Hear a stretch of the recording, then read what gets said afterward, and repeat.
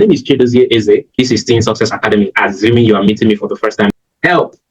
My child is not growing spiritually. So we're going to go straight to discussing that subject of spiritual growth as it relates to teenagers, preteens, young adults. So tonight, we want to answer a question about helping parents to help their teenagers who are growing spiritually.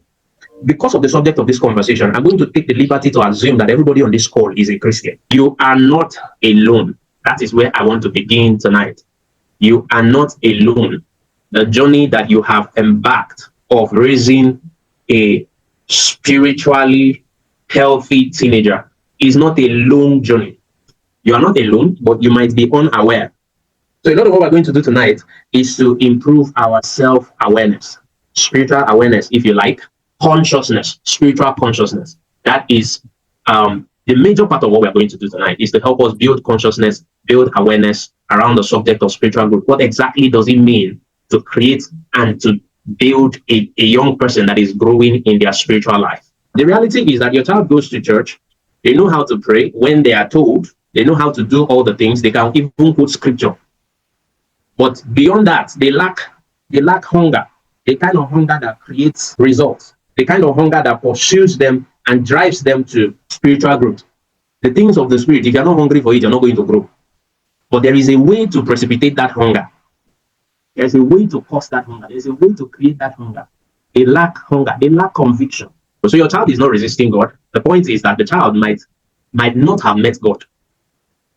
When we say these things, people wonder. I said that being born in a Christian home does not automatically make anybody a Christian. Pastor Dolapo says God does not have grandchildren. Your children are not grandchildren to God. God desires to have his children and relate to them directly. The fact that a person is born in a Christian home, yes, it increases the chances. It increases the chances, quite all right. But it does not automatically guarantee. And here are three dangerous assumptions I've heard. There are a lot more. But these are the three highlights I want to share with us. Assumptions that are dangerous. Number one is assuming that as long as your child is good, then everything is fine. Number two, assuming that church will handle the matter. Church is not going to handle it. That assumption that once you hand over your children, this is Easter now. A lot of churches are doing Easter camp, Easter retreat. My church had one. All right. In fact, there's an evening session that I'm not attending because of this class. But the assumption that because your child went to Easter camp, then they are going to be fine is a lie. That they will outgrow. That's what it's supposed to be. They're not they will grow with time. They will outgrow some of their excesses. They will outgrow it with time. No, what is going to happen is that with time, you are going to see the problems that you have omitted. So time does not build spirituality, just like it does not heal anybody's wound. Intentional discipleship is what will build your child's spirituality. Intentional discipleship. I want to look at 5 critical mistakes that a lot of parents make, and you will check whether any of these apply to you. I have them on everything on this slide is abridged so that we can run and keep to the time that we have slated this class to be. The number one mistake is what that man of God, Dr. Ferdinand, said. Spiritual parents, carnal children. You are very okay to go to church as an adult by yourself. I've also seen the opposite of it. I've seen carnal parents, spiritual children. I pastored a youth church where the father and the mother will come in the morning and drop the children and go home. Mistake number 2. Forced faith. This one is another group of parents. We must go to church this morning. You force everybody. They go. They will obey. They will obey. Overexposure without understanding. What you are breeding is rebel. You have a rebel. Cain is growing up under Adam's nose. A murderer is growing up under Adam's nose. Forced exposure. Emotional shutdown. Secret rebellion. That's what happens. If the child experiences Christianity as control and pressure and just as performance, they will eventually reject it. They will eventually reject it. Number 3 is the discipleship gap. I split this into 2, the discipleship gap in boys and the discipleship gap in girls. Because just as you listen to Pastor Dolapo, discipleship gap in boys is that we don't even talk to them. When it comes to this, they will go and check now. He said 80%. I think it's more than 80% of people in church are women. Because what we're teaching boys is how to make money. Okay. So number 4 is outsourced parenting. We have talked about this in the video, and we have talked about it a lot. Church is discipleship. But the answer is no. Youth group camp will produce transformation. The answer is no. Because God never gave the assignment of this assignment was not given to the church first. The first assignment of raising godly children is given to the parents. You are the first pastor. That your home is the first church. Number 6 is talking more than modeling. So we talk. You say pray, but they don't see you pray. They don't see. The only time they see you pray is 7 a.m. fire order. That's the only time they see you pray.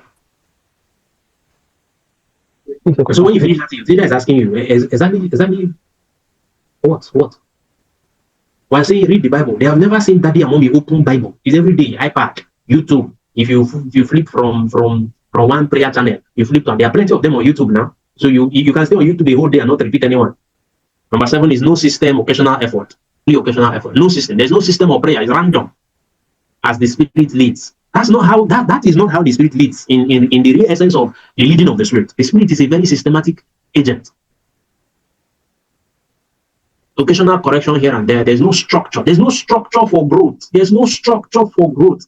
If you do not create an intentional structure for spiritual growth, it will not happen. It's like throwing the seeds out there in the field. If you don't create an intentional structure for nurturing the growth of that seed, it will go to waste. Limiting beliefs that are destroying your teenager's future. If you have them, I pray not, but let's run through them. I'm going to run through this one. They believe that they are still young.